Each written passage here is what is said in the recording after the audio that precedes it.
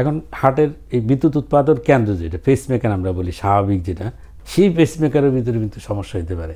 কিছু কিছু পেসমেকার আছে গতি যদি অনেক বেড়ে যায় এবং ইরেগুলার হয়, যখন এর বজ্রপাত হয়, এই সমস্ত সিচুয়েশনে এই রুগীদেরকে বাইরে বের হওয়া উচিত নয়। পেসমেকার একটা ফলস ফিলিং হবে তার ভিতরে যে আমার আশেপাশে তো খুব সুন্দর বিদ্যুৎ উৎপাদন হচ্ছে, তাহলে দেখা যাচ্ছে আপনার শরীরে কিন্তু ব্যাটারি নিয়ে এখন চলা শুরু করছে।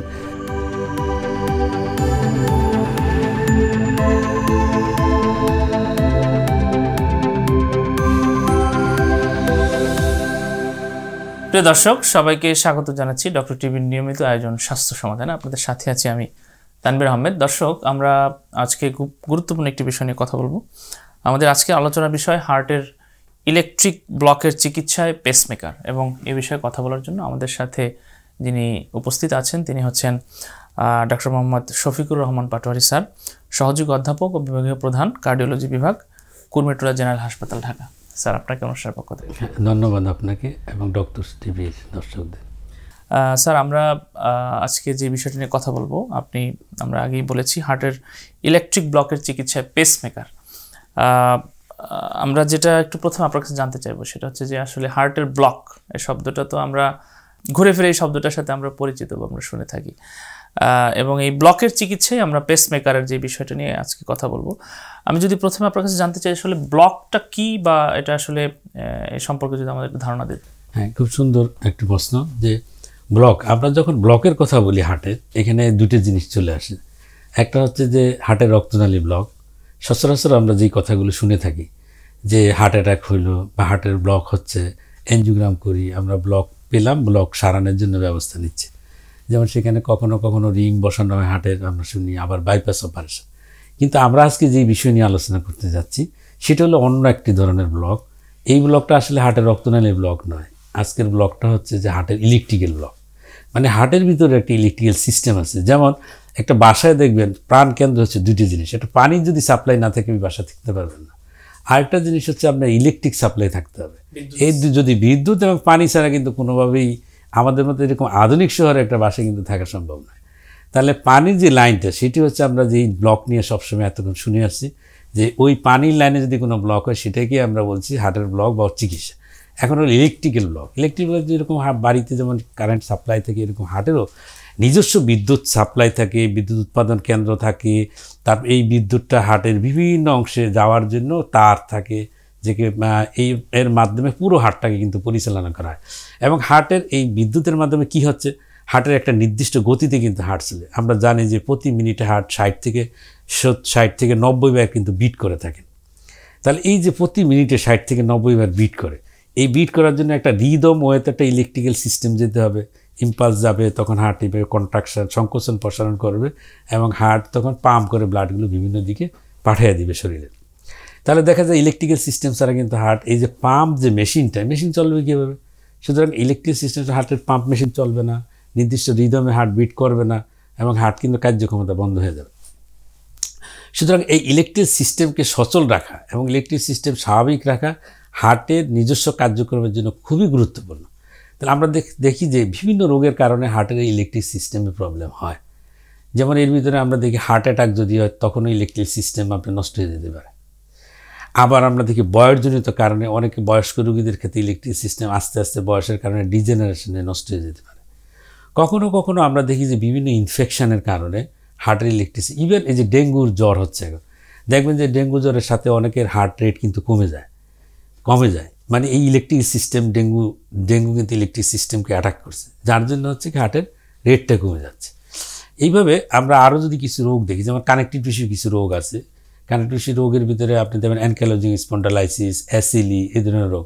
যেমন অ্যাসিলি যদি হয় কোনো মায়ের, তার বাচ্চা বেবি যখন পেটে থাকে, ওই অ্যাসিলির কারণে হয় কি বেবির এই ইলেকট্রিক সিস্টেমে কিন্তু ডিজিজ হয়। তখন বেবি জন্মগ্রহণ করে তার ইলেকট্রিক সিস্টেমে ডিজিজ নিয়ে, এবং তার হার্টের গতি কিন্তু কমে যায়। তাহলে দেখা যাচ্ছে যে বিভিন্ন কারণেই কিন্তু হার্টের এই ইলেকট্রিক্যাল সিস্টেম আক্রান্ত হইতে পারে বিভিন্ন রোগের কারণে। যখন হার্টের ইলেকট্রিক সিস্টেম আক্রান্ত হয় তখন দেখা যায় বিভিন্ন ধরনের ইলেকট্রিক্যাল ব্লকের আগে বিভিন্ন টাইপ আছে। এই ধরনের মানে কখনো কখনো একেবারে কমপ্লিট ইলেকট্রিক্যাল ব্লক হয়ে যায়। কমপ্লিট ইলেকট্রিক্যাল ব্লক যদি হার্ট রেট অনেক কমে যায়, যেমন 30-35 এরকম নেমে যায়, সেই ক্ষেত্রে আমরা একটা বিশেষ ধরনের ব্যাটারি বলে অনেক সময় রোগীরা, এই ধরনের আমরা একটা ডিভাইস ইউজ করি যাকে ইলেকট্রনিক একটি ডিভাইস, ছোট মিনি কম্পিউটারের মতো, যাকে আমরা পেসমেকার বলি, পেসমেকার ব্যবহার করি। অর্থাৎ স্যার আপনি যেটা আমরা যদি সহজভাবে বুঝি যে একটা বাসায় যেমন লোডশেডিং হয়ে যায়, অর্থাৎ ইলেকট্রিক সিস্টেমটা বন্ধ হয়ে যায়, হার্টের ক্ষেত্রেও কি স্যার তাহলে এরকম যে একটা সিস্টেমটা একটা ইন্টারাপশন হলো বা বন্ধ হয়ে গেল, যেটাকে আমরা ব্লক বলছি। খুব সহজভাবে আমাদের দর্শকদের বোঝার জন্য আসলে স্যার আপনি খুব চমৎকারভাবে বলছিলেন যে হার্টের ব্লক, ইলেকট্রিক ব্লক যেটা আর কি।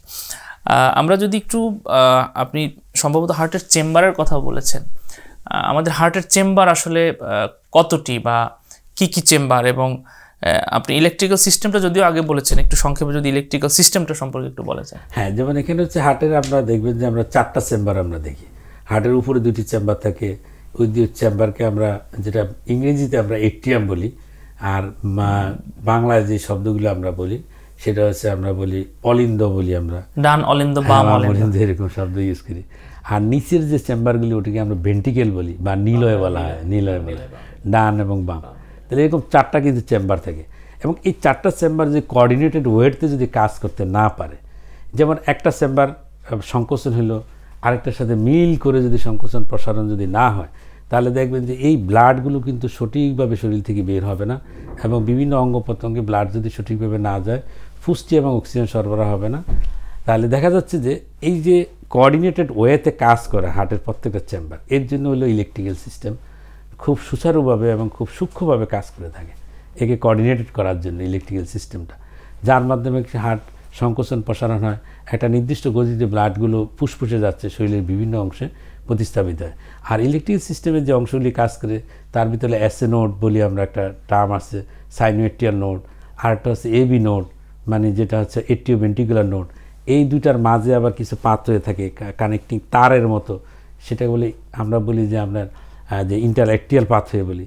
আবার হচ্ছে এবি নোড থেকে ভেন্ট্রিকেলের ভিতরে যে তারগুলো যাচ্ছে, ওখানে হচ্ছে বান্ডেল অফ হিজ আছে, বান্ডেল অফ হিজ থেকে রাইট বান্ডেল, লেফট বান্ডেল, এগুলো হচ্ছে কারেন্টের লাইন আর কি, যেগুলো হার্টের ভিতরে। এই কারেন্টের রাইট অ্যান্ড লেফট বান্ডেল তার পার্কিনজি পাইপের দিয়ে হার্টের মাংসপেশির ভিতরে বিদ্যুৎ প্রবাহিত হয়ে থাকে, এটাকে আমরা টোটাল ইলেকট্রিক্যাল সিস্টেম। আপনি যেভাবে বলছেন তাতে তো আসলে মনে হচ্ছে যেন কোনো একটা মানে বিগ মেকানিজম এখানে কাজ করে। আসলে আমরা তো স্বাভাবিকভাবে যেটা ওইটাই হচ্ছে বিদ্যুৎ উৎপাদন কেন্দ্র, এটাকে বলা হয় আপনার পেসমেকার অফ দ্য হার্ট, অনেকটা পাওয়ার হাউসের মতো, পাওয়ার হাউস মেইন সিস্টেমই ওখানে কাজ করে।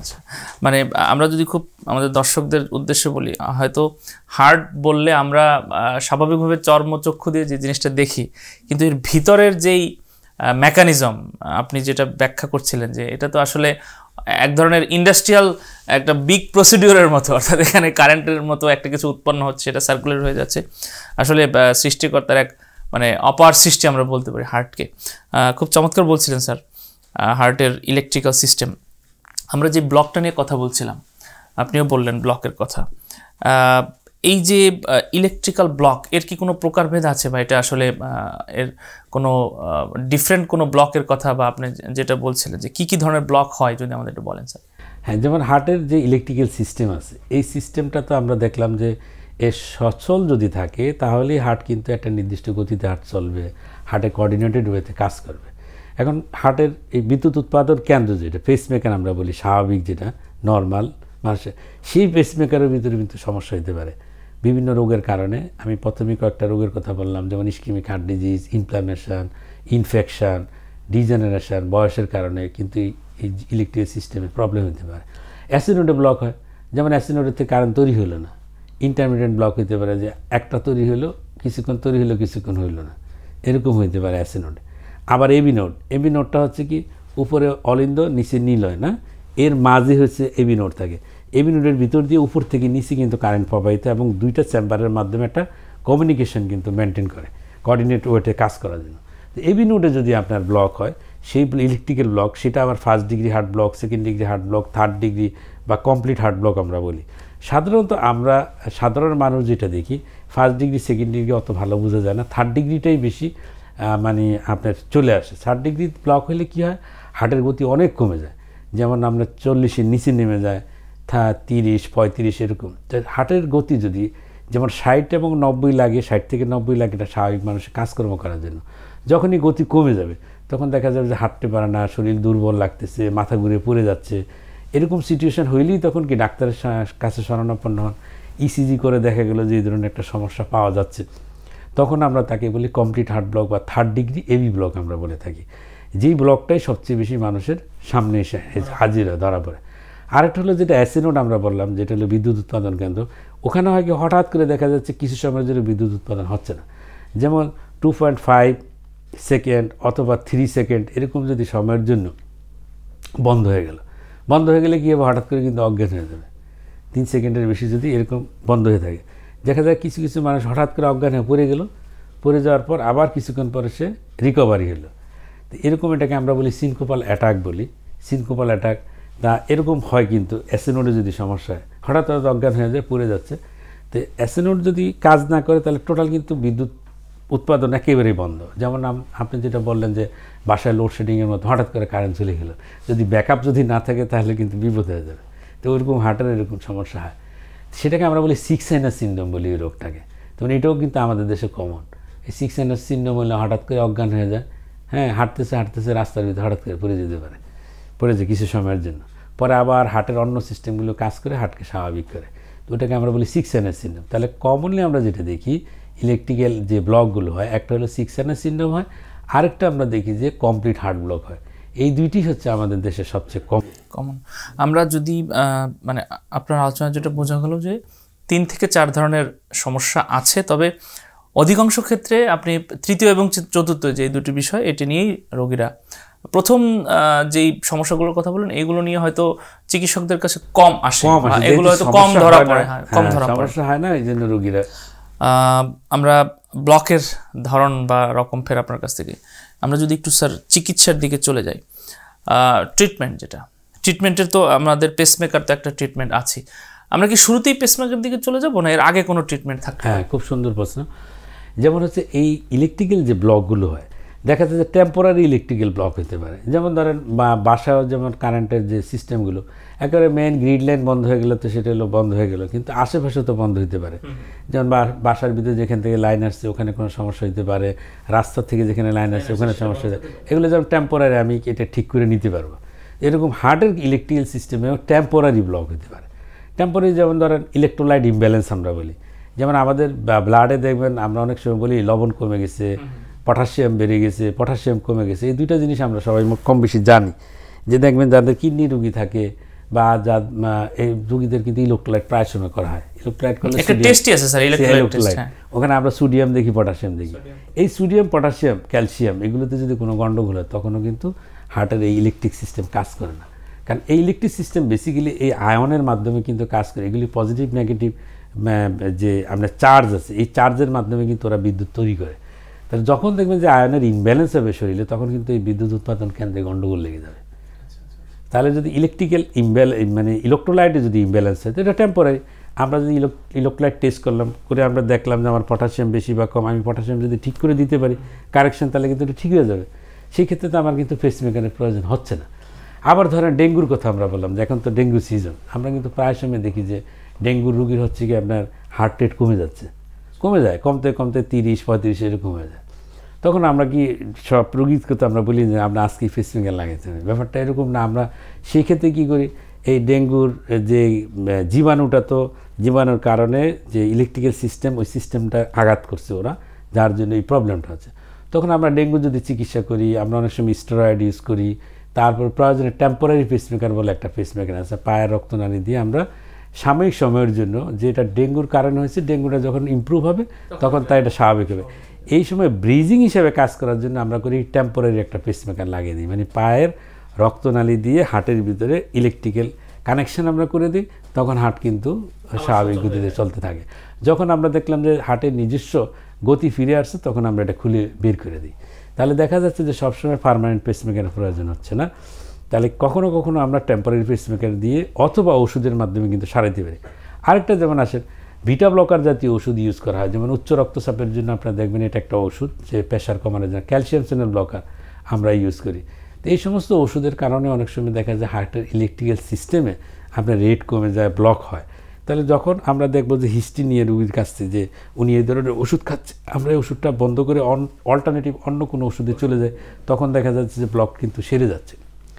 এছাড়াও আমরা আরও দেখি যে থাইরয়েডের সমস্যা, আপনারা সবাই জানেন যে হাইপোথাইরয়েড একটা রোগ আছে, হাইপোথাইরয়েড হলেও কিন্তু হার্টের এরকম রেট কমে যায়, অনেক সময় দেখা যায় কমপ্লিট হার্ট ব্লক হয়। সেক্ষেত্রে আমরা যদি থাইরয়েডের ট্রিটমেন্ট করি এটা কিন্তু রিকভারি হয়ে যাবে।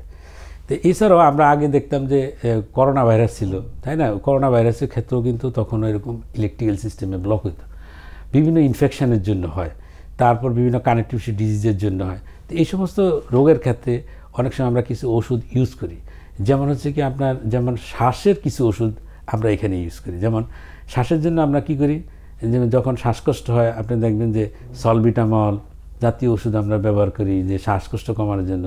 আরেকটা হচ্ছে যেমন নাইট্রোকন্টিন জাতীয় একটা ওষুধ আমরা ইউজ করি যেটা শ্বাসকষ্ট কমায়। তো ওই ওষুধগুলো আবার যদি আমরা এখানে দিই তখন হার্টের রেট কিন্তু বেড়ে যায়। তা আমরা ওই ওষুধের মাধ্যমে কি রেট বাড়ানোর জন্য ব্যবস্থা করি।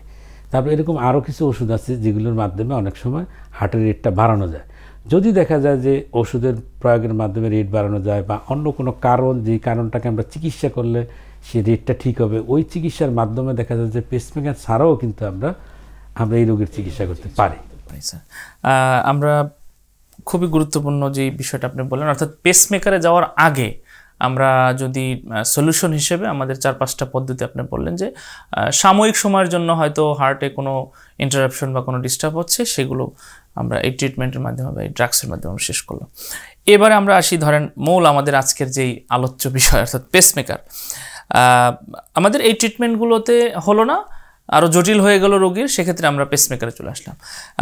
আমি যদি প্রথমে আপনার কাছে একটু পেসমেকার সম্পর্কে জানতে চাই। আসলে পেসমেকার ওই যে আপনি প্রথমে বললেন যে এটাকে অনেকেই গ্রামে ব্যাটারি বলে, আসলে এটা তো ব্যাটারি নয়, এটা আসলে পেসমেকার। এটা যদি আপনি আমাদের দর্শকদের উদ্দেশ্যে বলেন। এটা হচ্ছে কি দেখবেন, আপনি খুব সুন্দর বললেন যে ব্যাটারির কথা। তো আমরা প্রায় হসপিটালে শুনি যে স্যার আমার রোগী তো ব্যাটারি লাগানোর জন্য বলছে ডাক্তার সাহেব, এই জন্য আসলাম আর কি।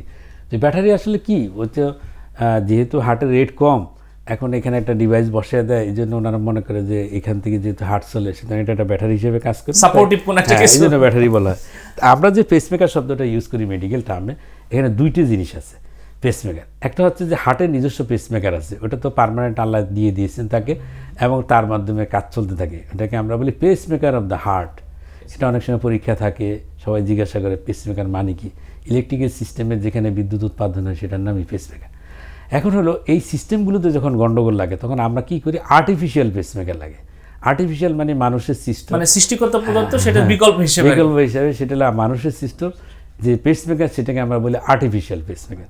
তো আর্টিফিশিয়াল পেসমেকার আবার দুই ধরনের আছে, একটা হলো টেম্পোরারি, একটা পার্মানেন্ট। টেম্পোরারিটা হচ্ছে কি সাময়িকভাবে আমরা দেখি যে হঠাৎ করে কিছু সময়ের জন্য তার এই রোগটা মনে হচ্ছে যেন এটা রিকভারি হয়ে যাবে, ঠিক হয়ে যাবে, এটা সেই ক্ষেত্রে আমরা টেম্পোরারি পেসমেকারটা আমরা ইউজ করে থাকি। সেটা হলো তাৎক্ষণিক অল্প সময়ের জন্য, কখনো কখনো 2 সপ্তাহ 3 সপ্তাহ আমরা এটা ব্যবহার করে থাকি। এটাও বাইরের থেকে আমরা ব্যাটারির মাধ্যমে এই মেশিনটাকে পরিচালনা করে থাকি। আর পার্মানেন্ট হলে একেবারে ইনবিল্ড, মানে আমরা এখন এটা কী করবো, শরীরের সাথে ফিট করে দিব এবং উনি এটা নিয়ে চলবেন, স্বাভাবিক কাজকর্ম করবেন, ওনার যত অ্যাক্টিভিটি আছে সব কিছু উনি চালিয়ে যাবেন। সেটাকে আমরা বলি পার্মানেন্ট পেসমেকার, যেটা হচ্ছে বুকের চামড়ার নিচে আমরা প্রতিস্থাপন করি, ছোট্ট একটা অপারেশনের মাধ্যমে আমরা বসিয়ে দিচ্ছি এটা, তাকে আমরা বলি আর্টিফিশিয়াল পার্মানেন্ট পেসমেকার। এখন আর্টিফিশিয়াল পার্মানেন্ট পেসমেকারটা কি, এটা দুইটা পার্ট থাকে, একটা ব্যাটারির মতো, যেটা সবাই ব্যাটারি বলে, এরকম ছোট্ট একটা সেলের মতো থাকে, আর তার সাথে দুইটা তারের মতো থাকে, তারগুলোকে আমরা লিড বলি, আর উপরে যে ব্যাটারির মতো থাকে এটা হলো পেসমেকার জেনারেটর বলি আমরা। এটার ভিতরেই বিদ্যুৎ উৎপাদন হয়।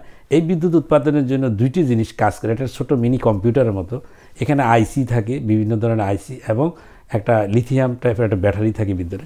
তো এই ব্যাটারি এবং আইসির মাধ্যমে তার কাজটা হচ্ছে কি, সে হার্টকে কিন্তু মনিটরিং করে, যেমন আমার হার্টটা কত বিটে এখন চলতেছে, তার কি গতি স্বাভাবিক আছে কি না। যদি স্বাভাবিক থাকে সে চুপ করে থাকবে, যদি দেখা যাচ্ছে তার গতি কমে গেছে সে তার সাথে সাথে সে অ্যাক্টিভ হয়ে যাবে এবং হার্টকে তার রেটটা বাড়াইয়া দিবে স্বাভাবিক। আবার যখন দেখবে সে হার্টের গতি অনেক বেড়ে গেছে সে চুপ হয়ে বসে থাকবে, সে কোনো কাজ করবে না। কিছু কিছু পেসমেকার আছে গতি যদি অনেক বেড়ে যায় এবং ইরেগুলার হয়, সেই গতিকে ডিটেক্ট করে ওটাকে বন্ধ করার জন্য সে ইলেকট্রিক শক দিয়ে সেটাকে বন্ধ করে দেয়। আবার কিছু কিছু ক্ষেত্রে দেখা যায় হার্ট ঠিক মতো কোঅর্ডিনেটেড ওয়েতে কাজ করে না। আমি প্রথমে বলছিলাম 4টা চেম্বার ইলেকট্রিক সিস্টেম দিয়ে হার্টকে কোঅর্ডিনেট ওয়েতে কাজ করার চেষ্টা করে, দেখা গেলো হার্টের গতিও কম, ঠিকমতো কোঅর্ডিনেট ওয়েতে কাজ করে না। এই কোঅর্ডিনেট ওয়েতে কাজ করার জন্য আবার এখানে সিস্টেম আছে, সেটাকে আমরা সিআরটি বলি। তাহলে দেখা যাচ্ছে যে আর্টিফিশিয়াল পার্মানেন্ট পেসমেকারও আমরা দেখি বিভিন্ন ধরনের থাকে, কোনোটা সিঙ্গেল চেম্বার থাকে। আর পেসমেকারে আমরা দেখছি যে একটা জেনারেটর থাকে, জেনারেটর ব্যাটারি থাকে, আইসি থাকে, একটা ছোটো মিনি কম্পিউটারের মতো, সে সেন্স করতে পারে, সে কাজ করতে পারে। আবার 1 লিডের হয়, কোনোটা 2 লিডের হয়। মানে 1 লিডেরকে আমরা বলি সিঙ্গেল চেম্বার পেসমেকার। অনেক সময় রুগীরা বলে 1 তারের পেসমেকার লাগাইছি আমি, এইভাবে বলে রুগীরা। আরেকটা হচ্ছে 2 তারের পেসমেকার, যেটা ডুয়েল চেম্বার পেসমেকার আমরা বলি। আবার আইসিডি বলে যে আমি একটা আইসিডি পেসমেকার লাগাইছি, সেই পেসমেকারের কাজ কি, আমার যখন হার্টের গতি অনেক বেড়ে যায়, আমি অজ্ঞান হয়ে যাই, সাথে সাথে শক দিয়ে আমাকে আবার ঠিক করে ফেলে, তাহলে সেটাকে আমরা বলি আইসিডি ধরনের পেসমেকার। আরেকটা হচ্ছে যে আমার হার্টের কার্যক্ষমতা কম থাকার জন্য ডাক্তার আমাকে একটা ব্যাটারি লাগিয়ে দিচ্ছে, সেই ব্যাটারি হার্টের গতি আমাকে বাড়িয়ে দেওয়ার জন্য আমি এখন স্বাভাবিকভাবে চলতে পারি, যাকে আমরা সিআরটি বলি। তাহলে দেখা যাচ্ছে যে বিভিন্ন ধরনের এই পেসমেকার সিস্টেম আছে যেগুলো মানুষের শরীরের জন্য দরকারি বিভিন্ন রোগের ক্ষেত্রে। চমৎকার স্যার।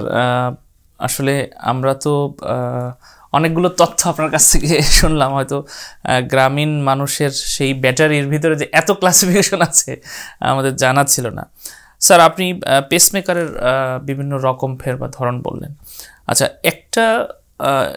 একটা মেশিন বা একটা ডিভাইস আমার শরীরের ভিতরে আমি নিয়ে বহন করে বেড়াচ্ছি, সেক্ষেত্রে স্যার একটা প্রশ্ন চলেই আসে যে এটা কি সাধারণ জীবনযাপন করার ক্ষেত্রে কোনো রকম বাধা বা কোনো রকম বিপত্তি সৃষ্টি করার কোনো সম্ভাবনা থাকে? খুব সুন্দর একটা প্রশ্ন, যে এই যে জিনিসটা আমি ডিভাইসটা নিয়ে চলবো, এটা একটা ইলেকট্রিক্যাল সিস্টেম, তার ভিতরে ব্যাটারি আছে। যেমন আপনি দেখবেন যখন বিমানে উঠবেন, ওরা সবসময় বলে যে আপনার ব্যাগের ভিতরে কি কোনো ব্যাটারি আছে কি না, তাই না? সবসময় কিন্তু ওরা অডিট থাকলে কিন্তু বের করে নেন, এগুলো হাতে নেন না, মেন লাগেজে দেওয়া যাবে না। তাহলে দেখা যাচ্ছে আপনার শরীরে কিন্তু ব্যাটারি নিয়ে এখন চলা শুরু করছেন। তাহলে সেই ক্ষেত্রে তো অবশ্যই কিছু নিয়মকানুন মেনে চলতে হবে। তবে পেসমেকার নিয়ে স্বাভাবিক জীবনযাপন করা যায়, কোনো সমস্যা হয় না। এবং এটা এমন একটা ডিভাইস যে আমরা ছোট্ট একটা অপারেশনের মাধ্যমে বুকের চামড়ার নিচে আমরা এটা বসিয়ে দিই এবং হার্টের ভিতরে 2টি কানেকশান রক্তনালীর ভিতর দিয়ে আমরা দিয়ে দিই। এর মাধ্যমে কিন্তু হার্টটা স্বাভাবিকভাবে চলতে থাকে। তো এখন এটা অনেক রোগী তো খেয়ালই করেন না যে তার শরীরে পেসমেকার আছে। মানে আজকাল এত স্বাভাবিক হয়ে গেছে, উন্নত ডিভাইস এখন তৈরি হয়েছে যে আপনার বুঝতেই পারবেন না যে আপনার শরীরে এরকম কোনো একটা ডিভাইসের মাধ্যমে আপনার চলতেছে। তবে কিছু কিছু ক্ষেত্রে আমাদের সতর্কতা অবলম্বন করতে হয়। যেমন একটা হাই বিদ্যুতিক তার, যেগুলো হাই ভোল্টেজ ইলেকট্রিক্যাল সিস্টেম যদি থাকে, মানে আপনারা দেখবেন যে বড় বড় টাওয়ার দিয়ে কারেন্টের লাইন কিন্তু টেনে নিয়ে যাচ্ছে। আমরা মাঠের ভিতরে দেখলে, গ্রামেগঞ্জে দেখা যায় এরকম অনেক লাইন উপর দিয়ে চলে গেছে, 11,000 ভোল্টেজের তার যেগুলো। তো এই সমস্ত বিদ্যুতিক ভোল্টের, হাই বিদ্যুতিক ভোল্টের তারের আশেপাশে না যাওয়ার জন্য বলা হয়। কারণ হচ্ছে কি, এটা তো একটা ডিভাইস, সে করে কি আমরা হার্টকে সেন্স করে ইলেকট্রিক্যাল সিস্টেমের মাধ্যমে। সুতরাং ওখানে যখন এত বড় কারেন্টের ফিল্ড, ওই ফিল্ডটাও কিন্তু সে সেন্স করে বসবে। সে মনে করবে যে ওই যে তার হার্ট কী করতেছে, কাজ করতেছে। সে ওই দূরের ইলেকট্রিক্যাল সিস্টেমটাকে হার্টের মতো মনে করতে পারে। ওটা তো একটা রিদমিক ওয়েতে কিন্তু ওখানে বিদ্যুৎ প্রবাহিত হয়। তো ওই রিদমিক ওয়েটাকে সে সেন্স করে বসে থাকবে, সেন্স করে বসে চুপ করে থাকবে। সে মনে করবে কী সুন্দর তো চলতেই আছে হার্ট, সে একটা ফলস তার ফিলিংস হবে যে আমার হার্ট তো ঠিকই চলে। এটা মনে করে কিন্তু পেসমেকারটা চুপ করে বসে থাকবে। চুপ করে বসে থাকলে আপনি হঠাৎ করে অজ্ঞান হয়ে যাবে। তাহলে দেখা যায় যে হাই বিদ্যুতিক এবং ম্যাগনেটিক ফিল্ড, দুইটা জিনিস এখানে ইম্পর্টেন্ট। যেমন বিদ্যুৎ যখন প্রবাহিত হয়, সে কিন্তু আশেপাশে দেখবেন একটা ম্যাগনেটিক ফিল্ড তৈরি করে ফেলে। যারা ফিজিক্স পড়ছেন তারা বুঝতে পারবেন যে কারেন্ট যখন প্রবাহিত একটা তারের ভিতরে, তার আশেপাশে কিন্তু সে একটা ফিল্ড তৈরি করে, বিদ্যুতিক ফিল্ড তৈরি করে, বিদ্যুৎ চুম্বকীয় তরঙ্গ। হ্যাঁ। আবার যখন একটা ম্যাগনেট থাকে, বড় একটা ম্যাগনেট, দেখবেন ম্যাগনেট তার চতুর্দিকে একটা ম্যাগনেটিক ফিল্ড তৈরি করে রাখে। এবং ওই ম্যাগনেটিক ফিল্ডের আশেপাশে যদি কোনো দেখবেন যে আয়রন বা এই ধরনের কোনো প্রোডাক্ট যায়, টেনে সে নিয়ে আসবে কাছে। তাহলে দেখা যাচ্ছে যে ম্যাগনেট থাকলে ম্যাগনেটেরও একটা ফিল্ড থাকে এবং সেটাও কিন্তু একটা রিদমিক ওয়েতে কিন্তু এই ফিল্ডটা তৈরি হতে থাকে, রিদমের মতো। ইলেকট্রিক্যাল যদি হাই ভোল্টেজ থাকে, সেখানেও এরকম একটা ফিল্ড তৈরি থাকে রিদমিক ওয়েতে। সেই রিদমিক ওয়েতে যেমন ম্যাগনেটের রেট থাকে, ম্যাগনেটের রেট যদি আমরা দেখা গেল 90 বা 100 রেটে সে ম্যাগনেটটা কাজ করতেছে, তখন করবে কি, এই পেসমেকারটা ম্যাগনেটকে সেন্স করবে যে আমার হার্ট তো 90 বা 100 রেটে কাজ করে। তার একটা ফলস ফিলিংস হবে, বোঝা গেছে তো? এরকম ইলেকট্রিক ফিল্ডও যদি এরকম শক্তিশালী হয়, সে এটাকে সেন্স করে বসবে, আরে আমার তো খুব সুন্দরভাবে হার্ট চলতেছে। এই যে ফলস ফিলিং অফ পেসমেকার একটা ফলস ফিলিং হবে তার ভিতরে যে আমার আশেপাশে তো খুব সুন্দর বিদ্যুৎ উৎপাদন হচ্ছে। এইটা মনে করে সে করবে কি, সে মনে করবে যে আমার হার্টও তো ঠিকমতো কাজ করে, মনে করে সে চুপ করে থাকবে। যদি সে চুপ করে যায় এবং তার পেসমেকারটা খুবই জরুরি, তাহলে কি সাথে সাথে কী হবে? অজ্ঞান হয়ে যাবে। তাহলে এই জন্য হচ্ছে ভেরি ইম্পর্টেন্ট ইস্যু হলো দুইটি, যে electrical high electrical magnetic field থেকে তাকে অবশ্যই দূরে থাকতে হবে। এবং এখন আসেন আমাদের স্বাভাবিক যে আমরা বাড়ি ঘরে যে সমস্ত কারেন্টের লাইনগুলি দেখি, যেমন এখানে আমরা লাইট জ্বলতেছে, তার ফ্যান চলতেছে, তারপর হচ্ছে আমার টিভি চলতেছে, ইলেকট্রিক ওভেন থাকে বাসাতে, ইলেকট্রিক চুলা থাকতে পারে, থাকে না? এই যেগুলো ইলেকট্রিক ইউটেন্সিল যেগুলো আমাদের ঘরে বাড়িতে স্বাভাবিকভাবে আমরা ব্যবহার করি, বা মোটর থাকে, পানি তোলার মোটর। তাহলে এই যে ইলেকট্রিক্যাল যে ঘরে ব্যবহারের যে জিনিসগুলো, এগুলোতে হাই বিদ্যুতিক এবং ম্যাগনেটিক ফিল্ড তৈরি হয় না। তাহলে এইটা তার পেসমেকারের স্বাভাবিক কার্যক্রমে ডিস্টার্ব করে না। এখন আসেন, যদি কোনো একটা তার যদি লিক থাকে, যেমন কারেন্টের তার আছে লিক, কিন্তু যদি থাকে তাহলে কিন্তু পেসমেকার কাজ বন্ধ করে দিবে। যে লিকে আমরা হাত লাগলে হবে কি, সেটা ইলেকট্রিক্যাল সেন্সে ফিল করলে। সুতরাং ঘরে যে সমস্ত ইলেকট্রিক্যাল জিনিস থাকবে এগুলো যেন লিকেজ না থাকে। এটা তো তাহলে একটা গুরুত্বপূর্ণ তথ্য স্যার, মানে লিকেজ থাকা যাবে না, কোনোভাবে লিকেজ থাকলে সমস্যা হবে। খুবই গুরুত্বপূর্ণ স্যার। তাহলে আমরা যদি একেবারে সহজভাবে বলি যে পেসমেকার লাগানো যে রোগী, তাদের ক্ষেত্রে অতিরিক্ত সতর্কতা হিসেবে তিনটা জিনিস আপনি বললেন, যে হাইলি ইলেকট্রিক যে এই জায়গাটা থেকে সতর্ক ফিল্ড, ম্যাগনেটিক ফিল্ড, এবং বাসায় স্বাভাবিক জায়গায় এখানে কোনো রকম লিকেজ থাকা যাবে না। আরেকটা গুরুত্বপূর্ণ মেটাল ডিটেক্টর।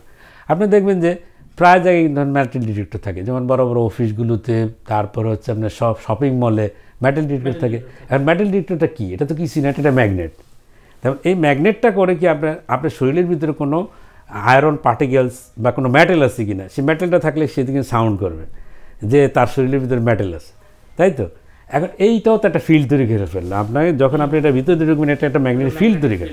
এই ফিল্ডটাই কিন্তু আপনার শরীর থেকে বের করে যে আপনার শরীরের ভিতরে কোনো মেটাল আছে কিনা।